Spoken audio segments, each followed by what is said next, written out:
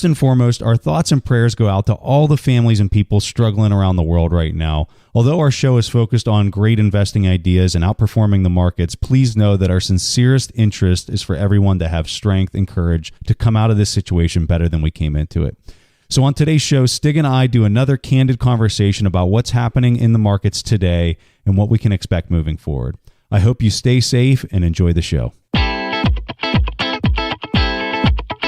You are listening to The Investors Podcast, where we study the financial markets and read the books that influence self-made billionaires the most.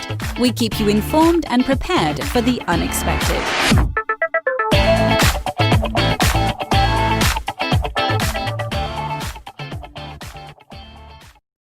Hey everyone, welcome to The Investors Podcast. I'm your host, Preston Pysh, and as always, I'm accompanied by my co-host, Stig Brodersen.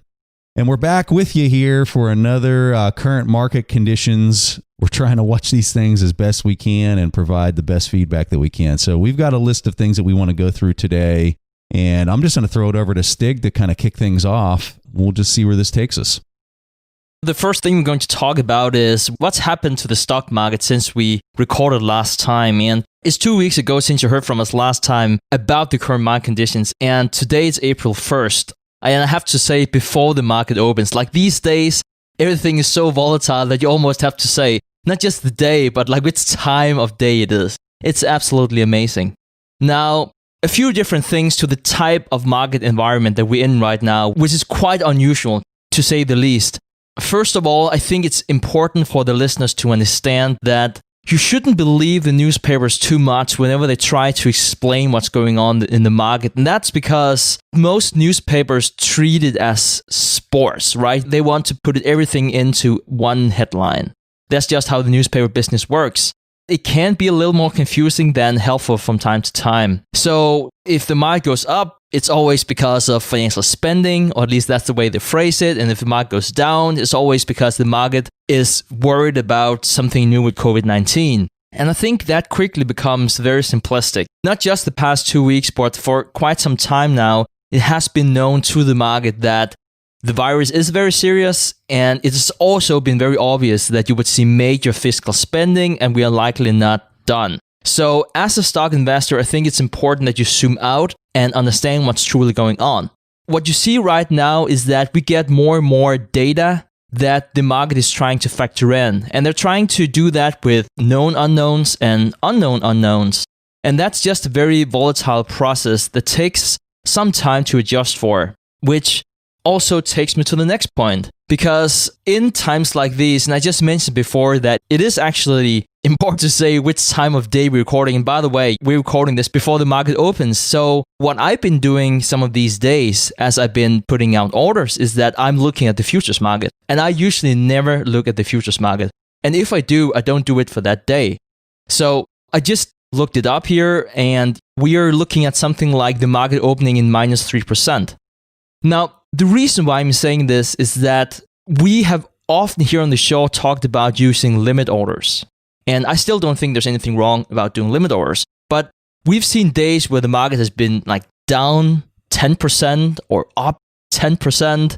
So it actually makes a lot of sense to look at futures if you are looking at the market on a day-to-day basis. So let me just give you an example. So for instance, say that you put out a limit order on the S&P 500 that right now is trading at 2,500, and you put it out to say 2,499. Usually under normal circumstances, if that was a bet you met a long time ago, you can say that's fine. But because the markets are so volatile right now, and because you see these major swings, it can actually make sense for you to pay attention to the futures and remove some of those orders, because the futures market, especially short term, are very, very efficient. And in that sense, you can go in and not take the worst beating right after you make that position. That goes for buy orders as well as sell orders. But other than that, I also just want to point out, whenever I look at the past 2 weeks, we've seen some crazy things happening.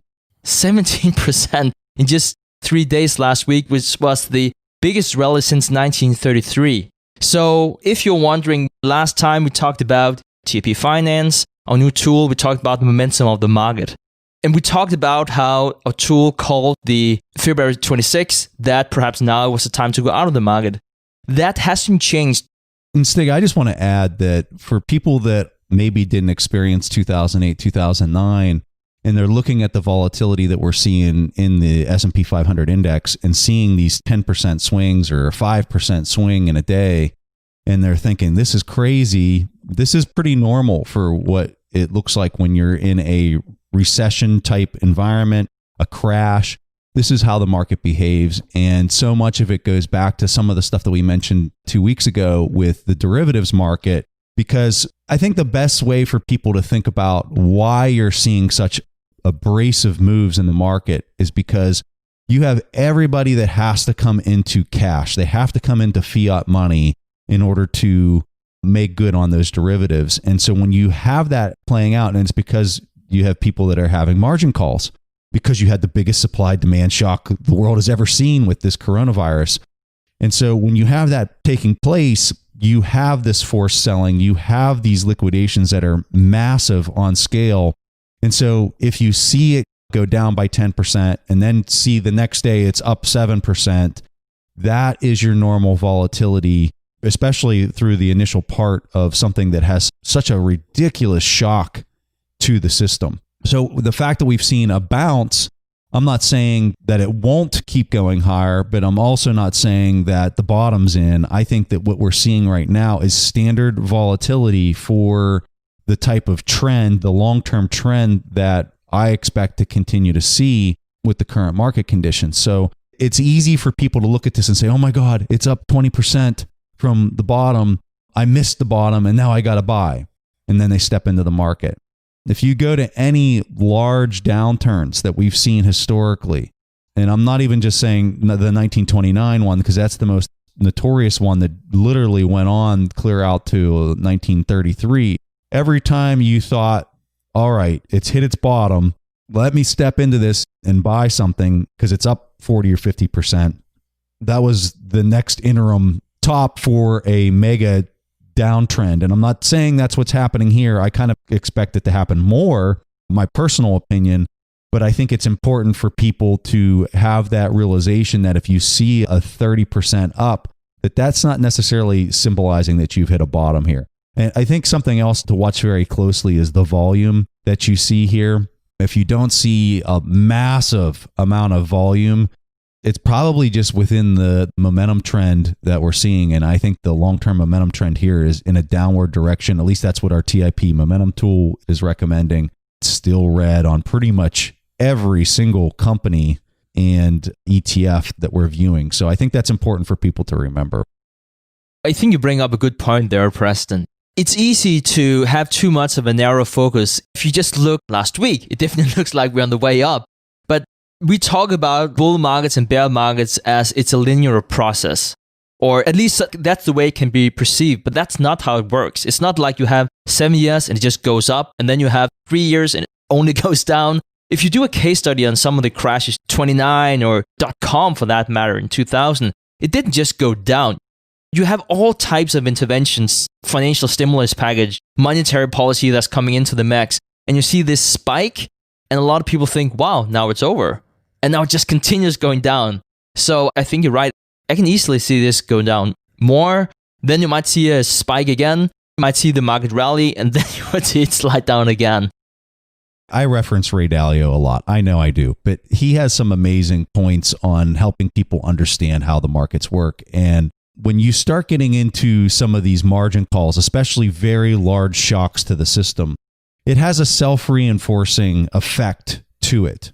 And that's where I think people who especially have participated in the markets over the last 10 years and maybe didn't experience the 2007 to 2009 timeframe just don't have that experience of seeing how these actions and this selling that we're seeing has a compounding impact.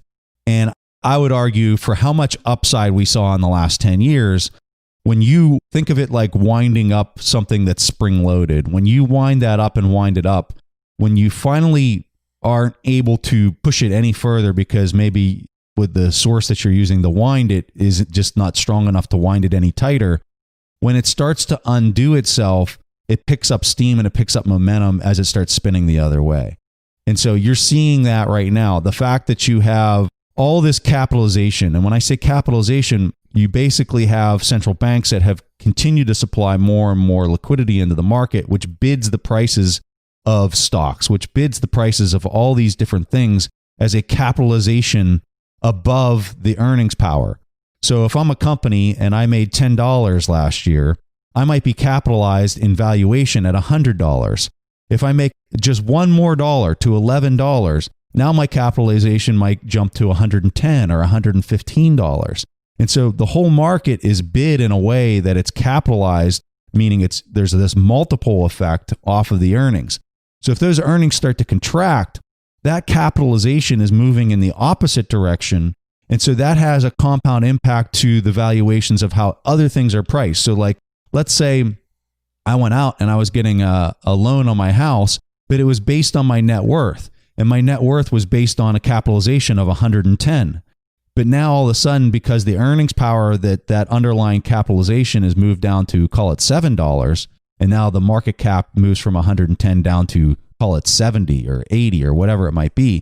Now I can't afford to go out and get that loan that I used to be able to get because my net worth was capitalized at whatever.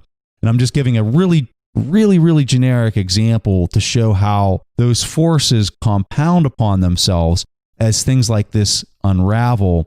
And so that's why you see these bursts and these drops and these bursts up and then further drops down, because that wheel is spinning in the opposite direction. And that is a really important concept for people to understand, that they're self-reinforcing on the way up.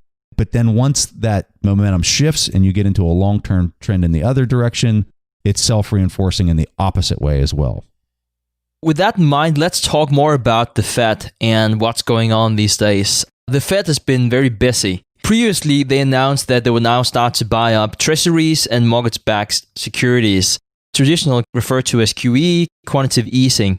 Now they changed that to they would buy with no limits in the amount needed to support smooth market functioning, which to me sounds like very fancy language to let's print unlimited money, more or less. And I sort of like enjoyed that phrasing. But just to sort of like set the scene, what is quantitative easing? And we talked a few times on this here on the show, but I think it's just important to preface the discussion, perhaps for those of you who want a quick reminder about what is this all about. Really the process about the central bank buying mortgage-backed securities and treasuries from its member banks. And with the money from that, it increases liquidity and the flow of money in capital markets. Practically, that means that the trade desk at the New York Federal Reserve Bank, they're handling all of this for the Fed. And even though it sounds like it's something that happens between banks, the bank's really just the intermediate. The intention is to push out money in society and create growth, or in this situation, at least soften the blow from the economy contracting. So if we are looking at the balance sheet of the Fed, be ready for some big numbers here. The latest number I could pull up was $5.3 trillion, and that was up 12.4% over just the last week, and it continues to grow. I mean, that's mind-boggling numbers. And the 12.4 increase, that was partly a function of the Fed adding $255 billion in treasuries and $19 billion in mortgage-backed securities. But what I think was really interesting was the currency swaps you see right now. And that rose from just 2 weeks ago from $25 billion to the $206 billion because there is a dollar shortage out there. The reason why the Fed has greatly expanded the currency swaps with other central banks, this has both been traditional partners, but actually also a bunch of new partners where treasuries are traded for USD. And because of the huge demand for dollar-denominated assets, the Fed has greatly expanded the currency swaps. So basically what's happening is they're trading US treasuries with USD. And I would say that it's hard to know right now how big the balance sheet can grow. I've read estimates that some are saying it can reach 10 trillion by the end of the year. And keep in mind, we're just above 5 trillion. I have another phrase here from the Fed I just want to say in this regard, that they would aggressively and forthrightly continue its efforts and not run out of ammunition. So you do the math. How much you think the balance sheet would grow to. And just in comparison again, in 2008, during the crash, we saw a 3.7 trillion growth in the balance sheet during that. I can easily imagine this would be a lot more. I think 10 trillion's low. I've seen some other things that were saying 20 plus. Now, whether you get there in 2020, I don't know. But this brings up a really interesting discussion that I want to talk about, which is really how are they going to decide in a fair and balanced way of who gets bailout money, who gets loan money, because they're talking small businesses. We've got loans for you, but the large businesses the Boeings will just give you the $50 billion that you asked for with no strings attached. I just don't see that playing out real well from a social unrest standpoint, especially all the elected officials in the various districts that they represent, that some of these large cap companies that are quote unquote too big to fail, just effectively getting a handout. I mean, what you're seeing with some of the existing policies and the direction that a lot of this looks like it's going towards, you effectively have socialism for the wealthy and the large cap companies, and you have capitalism for the small cap companies and the masses. And I know that that sounds crazy, but that's effectively what you're seeing with existing policies when a Boeing asks for $50 billion and they just get it.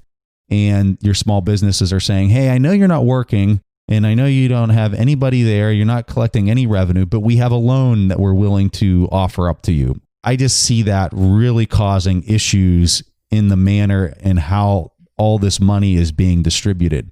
Now, where I think this only amplifies itself is when you start getting into state and municipality, the issues that each one of them are having with their solvency. Going into this, I would say that you didn't have the most credit-worthy municipalities and local governments going into this. Coming out of this, when you look at some of these smaller towns here in the United States, they are reliant on those few small to mid-cap businesses in their regions for a significant portion of their tax revenues, whether it's the employees paying the taxes or it's the company itself paying the taxes.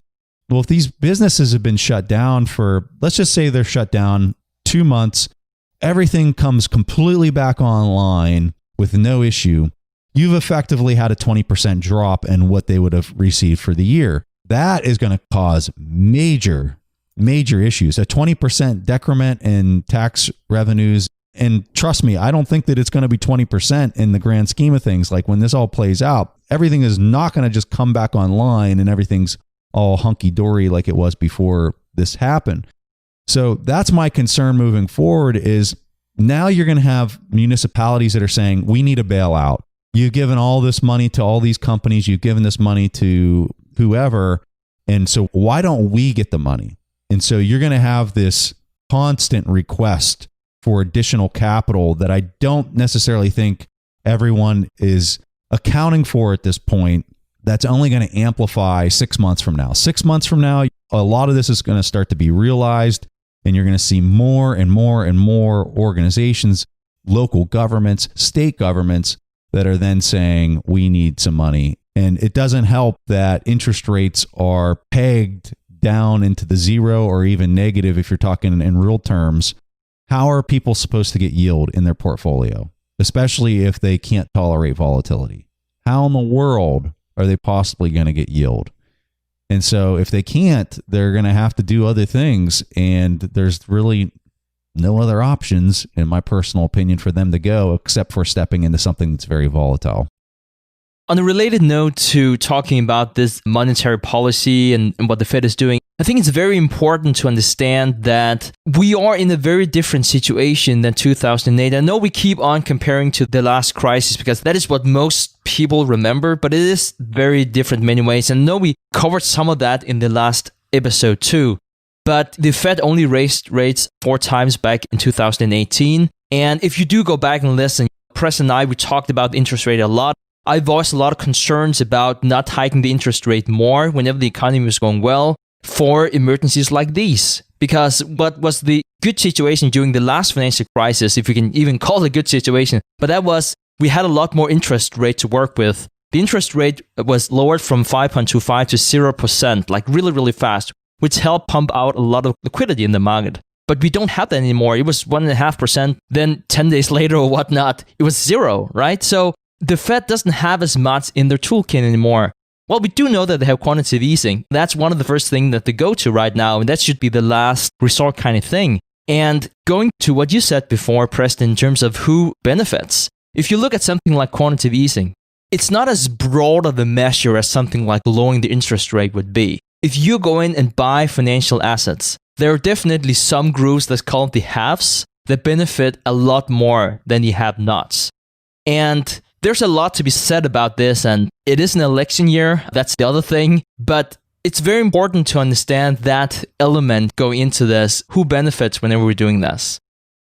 Well, no, I just want to piggyback on that, because now that you're seeing the Fed step in and buy the corporate bond market, which has never been done ever, you have just opened up a whole new can of worms of them making decisions on who's going to remain solvent, who can basically step into the market and ask for more money at a advantageous yield, because the yield isn't real. The yield has been propped up and artificially lowered by the government at that point, because you're not letting markets be free and open when you have government stepping in and buying the corporate bond market. So you're in this fantasy land of reality. So like if I'm a business, and let's just say that the yields on my bonds are artificially kept low because the government has stepped in and is buying these ETFs, now I can issue more debt at a lower interest rate relative to the risk that my company actually poses to its solvency. I don't care what anybody says. That does not end well. That is not something that in the end game, as long as that policy is going to be maintained, in the end, that will end in tears and tragedy, because you're stepping in and doing and manipulating things at a mass scale. So where's the limit on that? If you turn something like that on, you absolutely have to have a stop limit of this will only happen for 1 month and it can never be used again because of this dire situation. You have to put in place, when you stand it up, you also have to put in place how it will be turned off forever and never used again. But we haven't seen anything like that. I mean, not even close have we seen anything like that. So if I'm a local government, just going back to that argument, and I'm asking for money or I'm asking for assistance with my debt to keep my yield low because I can't afford for my yield to go higher, I just don't know how they could possibly say, well, no, you don't get it, but this organization over here does in a year from now or 6 months from now. It's kind of crazy to think that that's what's happening here in the United States, where we supposedly have free and open markets. I think you bring up a good point there. Free and open markets, that's not how we could characterize what's playing out in the markets right now. There's just so many short-term gains, long-term pains involved into this, where I'm like, how are you going to solve that? And again, quoting Ray Dalio, and we talked about Ray Dalio multiple times here, he mentioned that one of the reasons why the financial crisis in 2008 was handled so well was that more or less everyone was rescued. And I understand that argument. I think generally a good thing for like all the economy to do that. But we just always also need to understand that if we set a precedent for, hey, no matter how much you mess up, as long as you're big enough, nothing bad will happen to you. And whenever I see some of the things that's happening in corporations today, I might imagine that some have been looking back at what happened last time. I'm not talking just about Boeing. Like, okay, we do a bad job. Oh, we can just get $50 billion with no strings attached. Like, it creates a lot of long-term or incentive for management going forward. And then you really have to like figure out for yourself, what's the goal here? Is the goal to punish management who haven't performed well? Is that our goal? Is it to have a good capitalist system? Is it to save as many jobs short term? What's the goal? And depending on what the goal is, the policies that you want to carry out are just very, very different. You know, we should talk about Adam Smith a lot more on this show. And when I look back at how long we've been doing the show, I'm kind of disappointed in us for not talking about Adam Smith more. As everyone knows, Adam Smith's big points was the invisible hand. Well, right now, you got two very visible hands that are controlling the living heck out of this market. So how are we calculating inflation? Well, it's a basket of different commodities that make up that index. Let's just talk about oil for a second. So oil is pressing up on the $20 price point with what I would tell you is a trend that is going lower.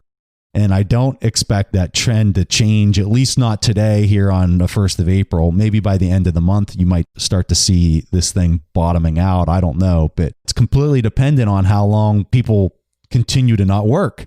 Here in the US, everyone's on quarantine. The flights aren't flying. And you're seeing it all around the globe. People are spending way less, extremely less than they normally do, especially when it comes to oil. So there's only so much of this that you can put in storage before the storages hit max capacity. I would argue you're kind of hitting those limits today. And as a result, now all the producers now have to start producing less unless they want to start building capital infrastructure in order to store their oil as they're pulling it out of the ground, which does not happen quickly. So you're going to continue to see price pressure on oil. Now, my point is going back to inflation.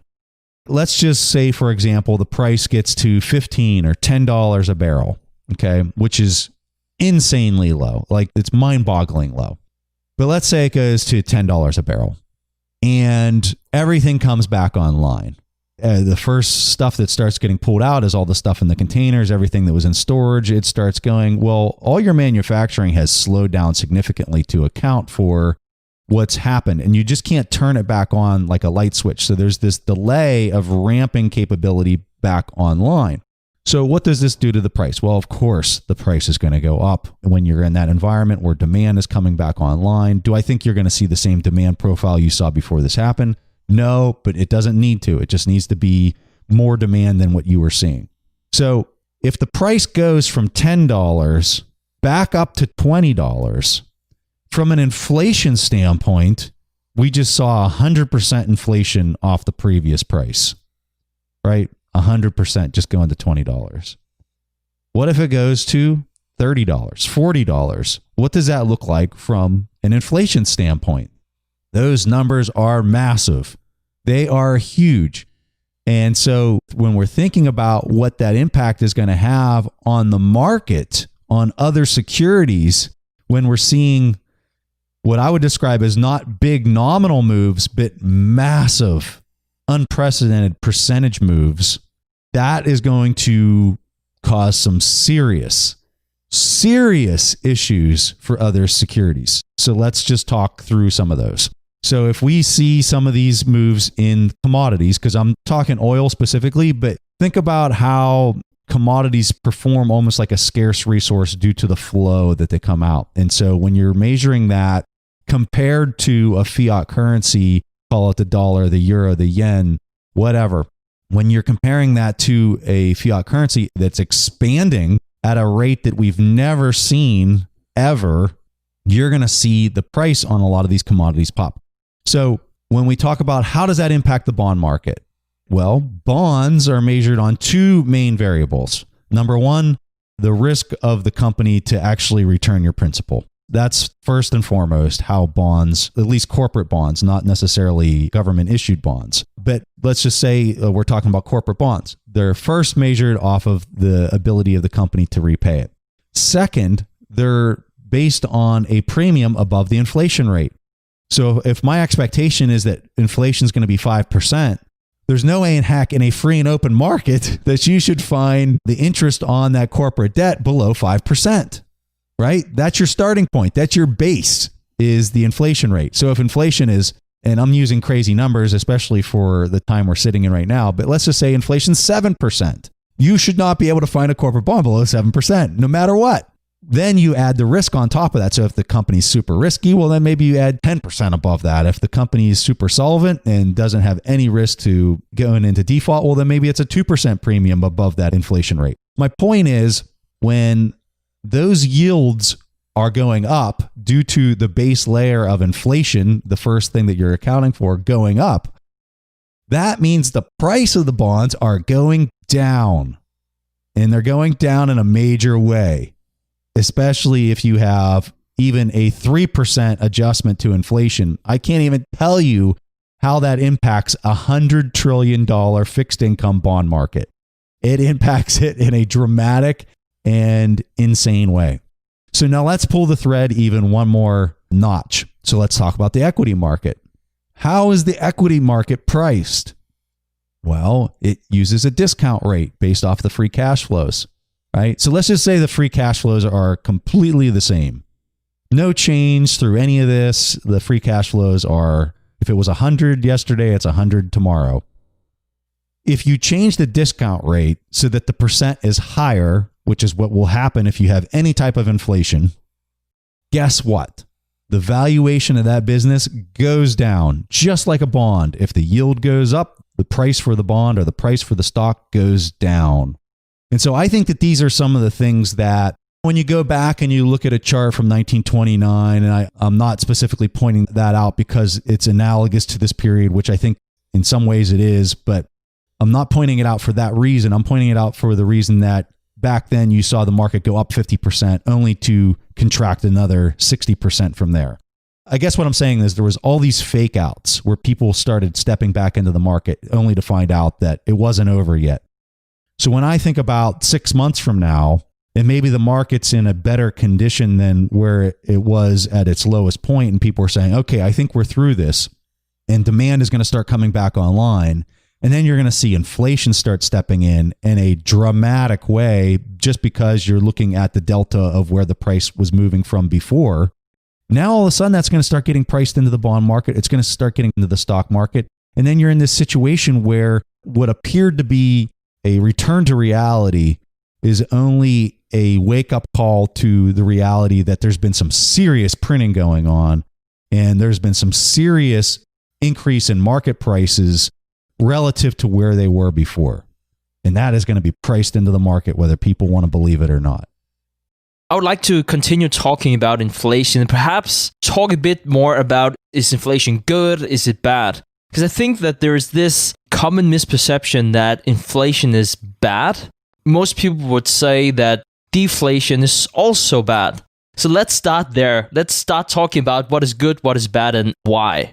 In most of the developed world, we target something like a 2% inflation rate. So we're not targeting not having inflation at all. Actually, we would like to have a bit of inflation. Now, why do we want that? Well, inflation makes consumers expect prices to continue rising. And whenever prices are going up, people will buy now rather than pay more later. And that's good because that increases demand in the short term. And as a result, stores sell more, factories produce more, and they're more likely to hire new workers to meet demand. And that just creates a really good cycle because those workers get more money and they spend that and on it goes. Deflation, on the other hand, is the opposite of inflation, and we don't want that. So this is when prices go down across the board, we have deflation. Because think about what happened with inflation. That is that people consume now. But if you had deflation, people will wait to see if prices would drop even more before buying. And it cuts back on demand. Businesses reduce their inventory. As a result, factories produce less. Perhaps they need to lay off workers. As you have unemployment going up, it also leads to wage deflation. And now workers have less money to spend. And that means even less demand. So this is one of those self-reinforcing cycles. So one was up and the other one was down. The Great Depression is perhaps the best example of this. In 1931 and 1932, we had a year-over-year deflation of more than 10% each year. We don't want that. And if you look at the International Monetary Fund, they predict a recession here in the time to come in Q2, Q3. The outlook for global growth, in perhaps not just in 2020, is just very doom and gloom. I saw this report here recently from Goldman Sachs. They predicted a 34% contraction in Q2 in US GDP. Now, what happened in 2008? Inflation was only 0.1%, which was the lowest since 1954 because of those deflationary pressures that we're seeing right now. And of course, these pressures are known to the government, which is also why you see that governments worldwide continue printing money through their central banks, they lower interest rates if they can, and they spend as much money as they can. And that is all to mitigate deflation. So before we talk more about the potential scenario with hyperinflation that we talked about last time, and we got a ton of questions about those scenarios and how to position themselves and what it means when there is inflation for us as investors. We'll talk about all of that. But I would like to preface some of that discussion by talking about global reserve currencies, because I think it's so important to understand that whenever we talk about inflation and deflation, you have to understand that some countries are in a different situation than others. So, what is a global reserve currency? A reserve currency is a currency that is accepted around the world for transactions and savings. And the country that gets to print the world's primary reserve, that is the US, it's just in a very privileged and powerful position because debt is denominated in that currency. That's one thing. But also it's considered a store of wealth.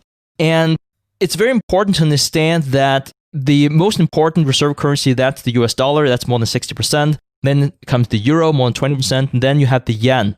And those three regions are just in a very different scenario when it comes to mitigating those deflationary pressure and the possibility of hyperinflation happening are just very, very different too.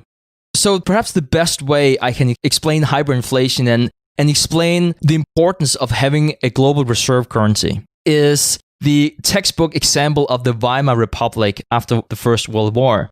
And as an economist, I just love this example because it's so educational and it's so interesting whenever you hear those numbers here. So whenever I say Weimar Republic, you can just think Germany after World War I. Between July 1922 and November 1923, price rose with 387 billion%. In a little more than a year, we had more than 387 billion% increase in Germany. That was an inflationary crisis. So it was not the world's reserve currency. And now, what happened? So after the Versailles Treaty, after the First World War, the Allies demanded war reparations, and it had to be paid in foreign currency and essentially had to be paid in gold too. And as a result, money was printed in Germany with no limits because they wanted to pay off that debt. But as a result of the Germans just printing mark was the name of the currency at the time, their currency depreciated as rapidly as inflation went up, and you saw hyperinflation. And what happened was that the Weimar Republic was no better off, and the crisis had basically just been a lot worse. Now, why did Germany do what they did? Actually, if you go back, it sort of makes sense why they did what they did. At the end of the war, Germany couldn't borrow in their own currency. And that was due to the outlook of the war. Creditors were just afraid that they won't be repaid. So they couldn't do that in the German mark. They were really faced with two options. They could not borrow money and be 100% sure they would lose the war, or they could borrow money in another currency, typically in sterling or in the US dollar. And if they won the war, they expected it to be a global reserve currency. They could print money, and they could also enforce war reparations from the Allies. We know what happened. Germany lost the war, and now they were just in this huge issue, like what were they supposed to do? There was a lot of negotiations going on, especially the French didn't want to give the Germans any kind of debt relief, and they wanted to be paid in full. They wanted to keep Germany really weak. Looking back, that was probably not the right thing to do, and you had the Nazis, the rise of that, and everything that happened leading up to the Second World War. But going back to what this means is that you have to look at, is this inflationary or is it a deflationary environment? I want to talk about this inflation versus deflation because I'll tell you, this is a really difficult concept for people because it's so relative to what you're referring to. So let me give you an example. When you have inflationary policy, which is what I would argue the US and pretty much every other country in the world has implemented since Bretton Woods, where they've baked in 2% inflation, or at least attempt to bake in 2% inflation of the currency. What you get with that is this incentive structure for people to spend and for people to invest their money in order to try to outpace that 2%. So when you look at the advancements that we've seen over that 80-year period of time, it all makes total sense on how that has compounded over time and how we're seeing such drastic growth in productivity and in basically all the different products and services that we've seen over the last 80 years progress at the rate that we've seen because we've had this rigid inflationary policy. If you had the exact opposite policy, let's say we were trying to bake in deflation of the currency at 2% over an 80-year period of time, I think what you would see at the end of that 80-year period of time would be something that looks like society really just does not try to produce anything new. You would see people that really don't invest in anything, and you'd see the polar opposite of what you've seen happen. Now, with that said, there is a person that I have started to follow very closely because I think he has some amazing, amazing arguments and amazing points of view. And his name is Jeff Booth. He has a Real Vision discussion that is available for free on YouTube. We'll put a link to that discussion in the show notes because I think some of the things that he's talking about are fascinating ideas. He has a book out. It's called The Price of Tomorrow. I'm currently reading this book, and I've currently coordinated with Jeff to come on the show to have a discussion about some of these ideas. And Jeff, he is a extremely successful entrepreneur. He has founded and developed multi-billion-dollar companies in the past and just a wealth of knowledge. Now, one of the things that he's talking about, which I completely agree with, is that the policies that we're watching at the end of using an inflationary policy for this long, they end in what we're currently all experiencing. And as long as we continue to implement the same policies that we have in the past, you're going to get more of the same, and you're going to accelerate more of the same from a social standpoint. What his opinion is that you actually have to allow deflation to start to happen in order to bring things back to normalcy. But you have to do it in a controlled way. Something else that I think is important. So when we're defining inflation versus deflation, when you have these inflationary policies from a monetary policy standpoint in place, what they create is deflation of price. Let me explain that. Let's just talk about the internet and how fast you're able to shop and buy something. In the past, you'd have to get in your car, you'd have to spend gas money to go to the mall, you'd have to use your time in order to, and if you were going to put a value on that, you could put a value on your time in order to walk through the mall to find exactly what you're looking for, to then go there and purchase it and go to the person at the checkout counter. You'd be paying for all the people that are stocking those items in the mall. You're paying for the transportation of those items to then go to the mall and then the transportation for them to go back to your house. All of these things, right? Those have a higher cost than me logging on to Amazon in less than 30 seconds and conducting a purchase and then having the shipping come directly to my house. The price of that item becomes deflationary relative to the price that it used to be. So when you look at everything that's happening in the world over the last 80 years, we can see how that deflationary pressure has been in existence for a very, very long period of time. Many of these ideas that I'm talking about are in Jeff's book, The Price of Tomorrow, and he talks about how a lot of this price capture, because of the deflation that's happened in the price of goods and services, has not completely flown homogenously to the end user. Instead, there's been some things that have gone down in price, call it a TV, whereas other things have gone significantly up in price, call it healthcare. And so he lays out an incredible argument in this book. We're going to have him on the show. We're going to talk about all these ideas in much more detail. We're also going to have a link in the show notes to one of the interviews that he's already done, so people can check that out. And I think it's important for people to understand that whenever we say, oh, there could be hyperinflation in the future, it's all relative to what you're measuring it in. So if I'm measuring the price of things going up and I'm using fiat dollars in order to measure that, well, you might have inflation. If you're using something else to measure it, you might actually be able to say, oh, that's deflationary relative to X, Y, and Z. People need to think about that context of how they're using that terminology whenever they're having these discussions, because it can get extremely confusing very fast. And those are just a couple examples of what I'm talking about. And whenever we hear about the financial stimulus package of $2.2 trillion that's being pumped out in society right now, it might sound like the US is in the risk of something like hyperinflation. If not the Weimar Republic, then something gone really bad, because trillions of dollars, that's a lot of money, right? The size of the US GDP in comparison is $22 trillion. And if Goldman Sachs is right that in Q2 we'll see a contraction of the economy of 34%. It's not as inflationary as it might sound like.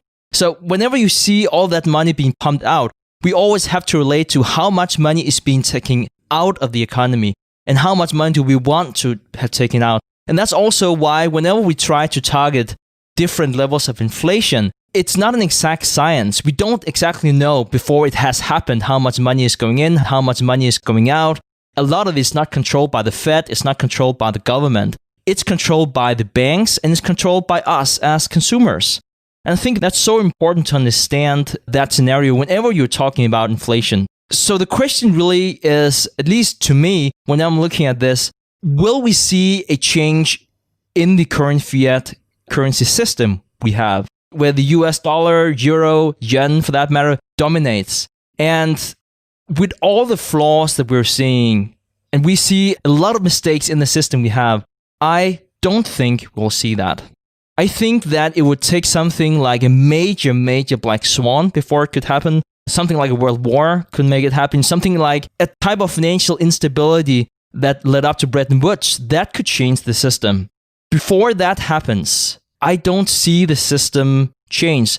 We can make a lot of arguments, and I definitely here on the podcast made a lot of arguments why the current system is wrong. I don't necessarily have the perfect solution myself. We talked about all the inherent mistakes you have in a fiat-based currency system, where you just have different incentives to doing what you're doing. But at least that's the way I see it. I'm very curious to hear what Preston says. Do you think we'll see a major shift in the current fiat-based monetary system? I do. As long as monetary policy and fiscal policy continue to be more of the same, meaning what we've seen in the past is pretty much what they're going to continue to do in the future. I think that a shift in how currencies are used and a new emerging currency is going to be demanded by society. It's just going to happen. When that happens, I have no idea. I have absolutely no clue how or when that is absolutely going to take place with 100% confidence. I have opinions on what I think that timeline is going to be. And I kind of think that it's probably in the next 4 years. My personal opinion. I think a lot of people would argue with that. I think that's a very aggressive and short time frame for a lot of people to hear. That's just my personal opinion, and I have reasons to believe that to be true. But without getting into all of those reasons, I think that it's important for people to develop their own opinion, for them to troubleshoot and try to understand other people's opinions in order to kind of arrive at your own truth, and will you buy into that logic or not. But I think that this is really important. The more that we use the same tools from the past, but more aggressively use those tools, which is what I see happening right now, I think it only accelerates that timeline. I think that it forces it to be pulled further to the left and for it to occur even sooner. If all the policies that we've been seeing over the last 10 years, if they were playing out at the rate that they had been playing out, I would say that this is going to go out way further before you're going to see a demand for a shift in currency and basically policy. But I think this coronavirus is accelerating that personally. I think that because you had the coronavirus, because you had this massive volatility shock, it has caused those policies to accelerate and pretty much unravel themselves, is what I kind of expect to see in the coming 4 years. But I truly hope I'm wrong. I hope that that's not what happens, because I think there's going to be a lot of pain. Anytime there's massive change like this, there's going to be pain for a lot of people. And that's what I don't want to see, is for your common person to have to deal with such pain of change at such a large and massive scale. I don't want to see that.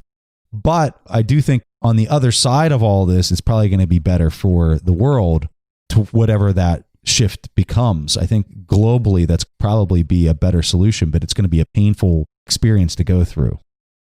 The only thing that we do know is that it will eventually happen. The future is a pretty long time. Ray Dalio discussed this.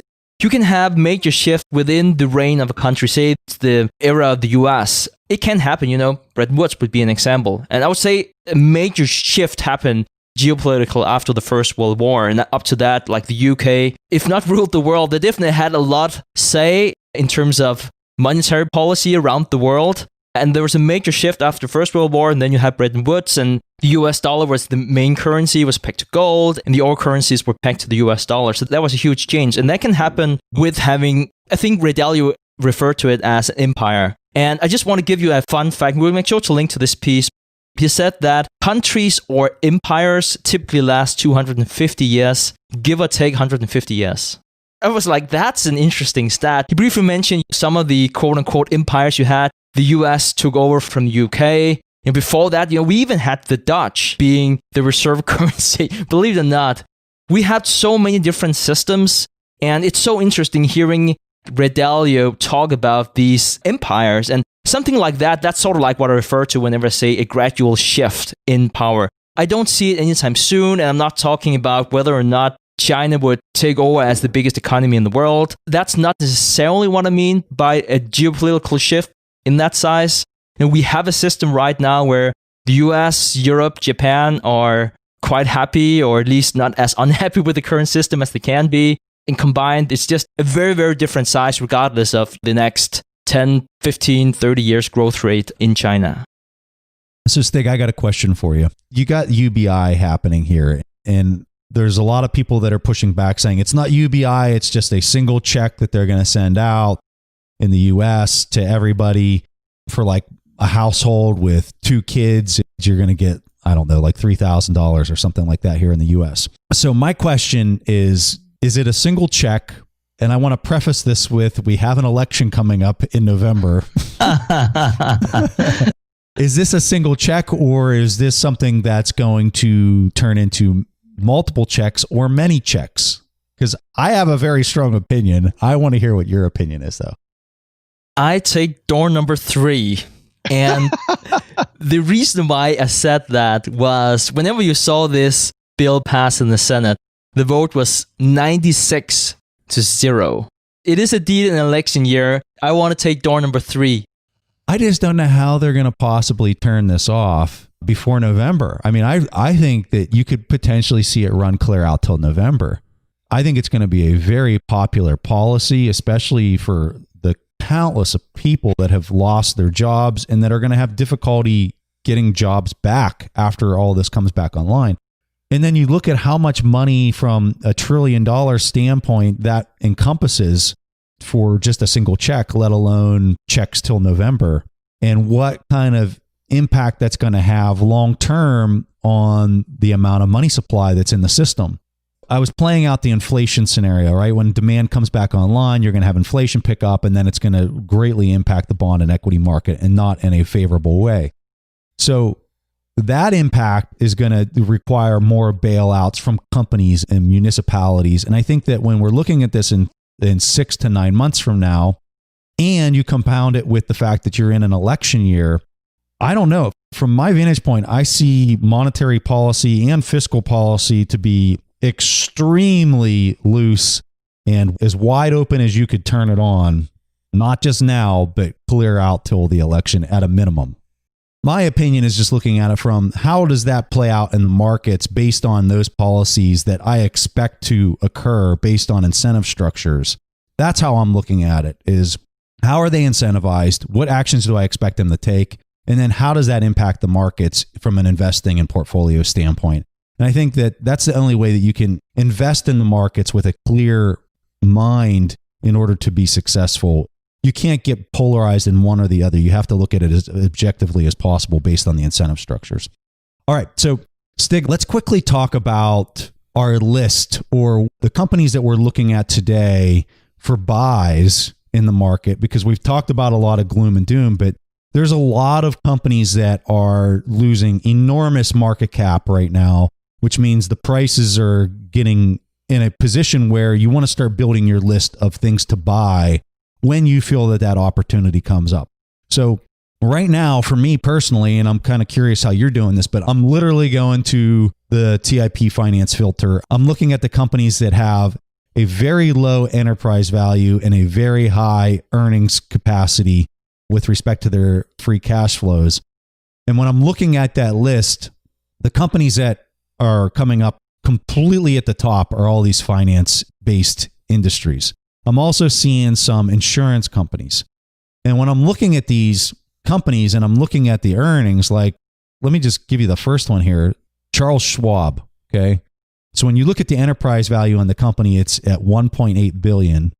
And when you look at the earnings before their interest and taxes, it's 4.8 billion, which is crazy. Like, that's just like you're getting literally 4 times the amount of earnings annually than the enterprise value of the business.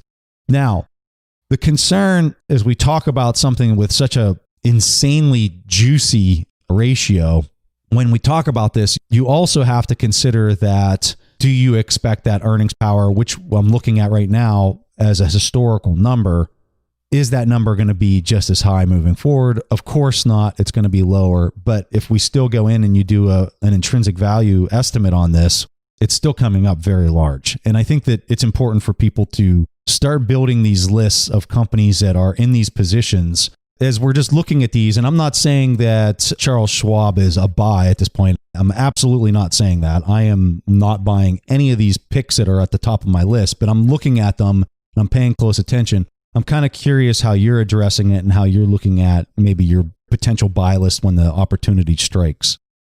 The first thing that I notice is that all the companies that we're looking at, more or less all the companies, all the momentum is just red.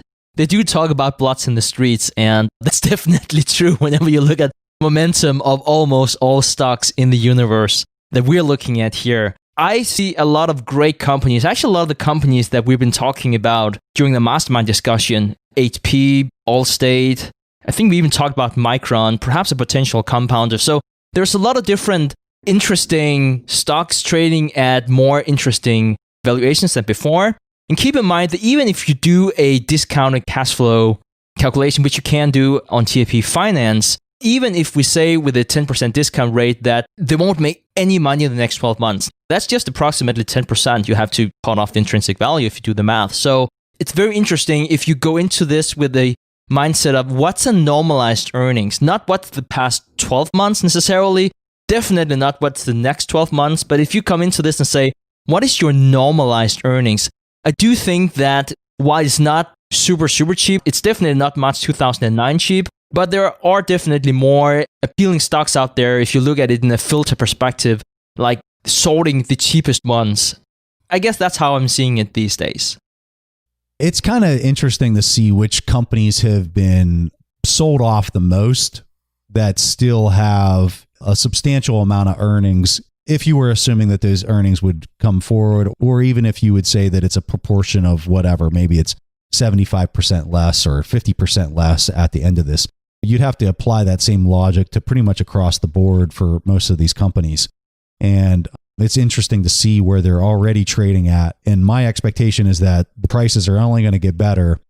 And I'm going to continue to watch the filtering tool here pretty closely, because as those prices adjust and some companies become even more advantageous, they're going to pop into the top of the filter. So it's going to be interesting to see how some of these progress. And just for the audience, some of the ones at the top of the filter right now are finance companies. We're seeing some insurance companies. I see Delta's there in the mix.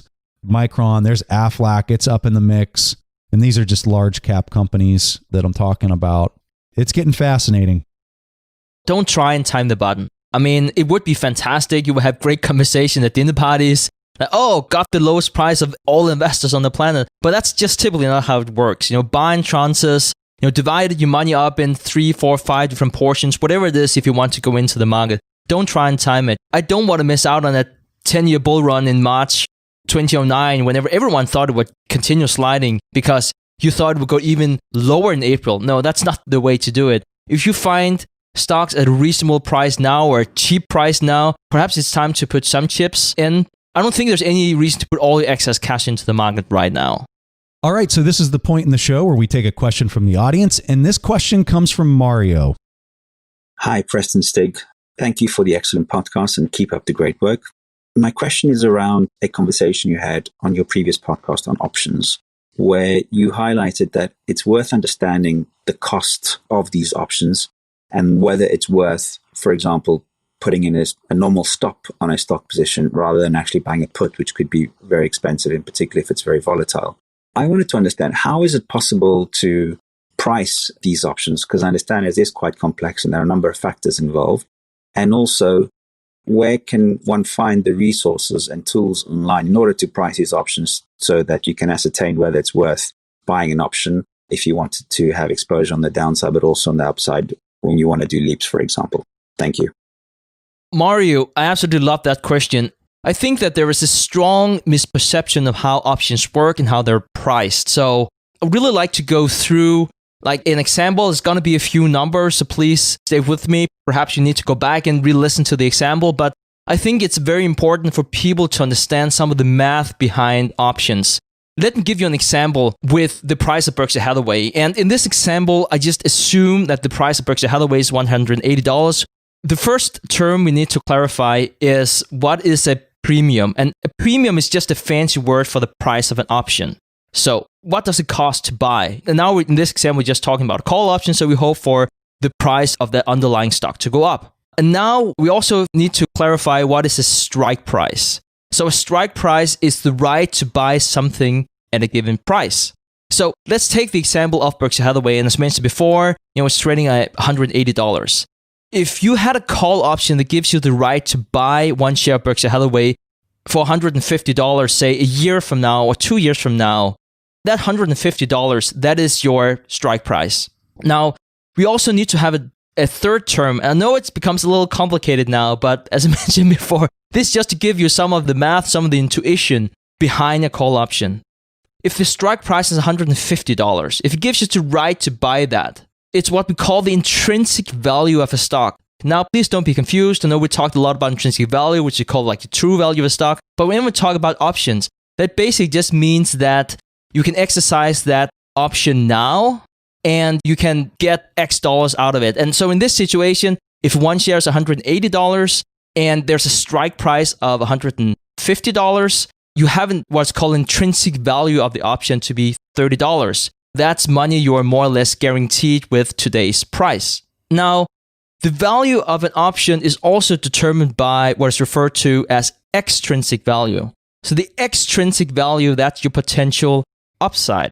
Remember, you don't have to exercise the option today. That's the entire point. If you buy an option today, you have the option or the opportunity to exercise that later. And that's very, very important to understand. Then you have something like volatility that includes into pricing of an option. So if we think that Berkshire Hathaway is very volatile, it's actually not. But if you think it's very volatile, that premium of Berkshire Hathaway would go up, like the price would go up, because you don't care if you buy a one share of Berkshire Hathaway, if you just buy the call option, if the price goes down to $100 or $50. Because remember, you are guaranteed money as soon as it's worth more than $150 for one share of Berkshire Hathaway. And the last thing, please stay with me guys, the last thing that's also determined by is the time for expiration. Because the longer you have to wait for, say, the underlying value of Berkshire Hathaway to go up, the longer you have, the more lucrative is that option. Because you can just sit and wait for good things to happen, for the market to go in your direction or whatnot. So let's just have a practical example of an option of Berkshire Hathaway today. If you bought that at a strike price of $150, an expiration date 21st of January 2022, the premium would be $50. So let's talk about why does that make sense? Well, the stock is trading $180, so we already know that you have $30 in intrinsic value. So the extra $20 in premium that comes from the optionality that Berkshire Hathaway appreciates in price from more than $180, and it would do that before the 21st of January 2022. Now, let me give you another example. You could also have bought a call option out of the money with a strike price of $300. The premium for that would only be 65 cents. That's because it's highly unlikely that Berkshire Hathaway would trade at more than $300 before January 2022. And even if it did, it would likely not trade a lot higher than $300. Say, for instance, that the stock would be trading at $310 at the time, which in that case means that you can only take a $10 profit. So to make money in options, you have to have a different opinion than the market. So whenever Preston or I talk about potentially oil price could go to $50, $100, and for us to buy an option on that, you have to understand that the money it takes to make that bet is very, very different than the potential outcome. Now, it has to correspond, but it's not like, oh, I would much rather have an option with a strike price of $150 because that's more likely than $300. That's obviously priced into the market one way or the other. Do I think that 65 cents is a good price? I would say that there are good arguments why it would be a fair price. But if it was trading at $10, there was no way I would touch it. But was it trading at 1 cent? You bet I would buy all the options I could get my hands on. I think the main thing people can take away from Stig's comment, especially if you've never dealt with options, is this is something that you typically have to get your hands dirty with in order to kind of understand how they work. If you're just reading about the theory of it and you've never actually stepped into the market and actually purchased a call option, it's not really going to sink in. You're not going to understand that when you're buying out of the money call options that they're very illiquid. And if you want to sell that position, you're going to pretty much take a shellacking as you offload it. Like those kind of things you don't understand until you've taken the shellacking. And so this is something that I want to tell people that I think is really important. Most of how I deal with options, I have taken straight out of Joel Greenblatt's book, You Can Be a Stock Market Genius. That book, I think, lays out some really sound ground rules, especially for people that might be doing this for the first time. One of the most important pieces of the ground rules that he talks about is whatever principal you have in your portfolio, it should not make up more than 10% at most of your portfolio if you're doing options. I think that's a very safe rule to have. And some in the industry would look at 10% as being extremely high. So I would preface that. I live by that rule. The other thing that he talks about is he only does long call options in leaps. And so I've adopted the exact same rule. I only buy call options. I don't participate in the derivatives market. And I'm sure a lot of people might be rolling their eyes and saying, oh, well, that's ridiculous. You're leaving a lot of opportunities on the table. But for me, it works. I know that whenever I buy that long call, 2-year call, I have time for the position to be right. And I also am in a position where my downside is limited to the amount that I put into it. So if I put $1,000 into that position, I can lose that entire $1,000 position if I hold it to maturity and the price does not go above it, the strike price on the call. But I'm fine with that. That's just how I personally do it. And I know there's many arguments why I could do more with my options strategy, but that's just how I do it. One note on the premium part of it. So when an option is priced using Black-Scholes model, that's the model that if you took a derivatives class in an MBA program or something like that, you're going to do these Black-Scholes models and you're going to come up with a valuation for these options. And it's going to come out to be whatever strike price for whatever security and for whatever duration. One of the main factors in this is the expectation for future volatility. So if you're dealing with a security that doesn't have a lot of volatility, the price for that option is going to be greatly impacted by that volatility.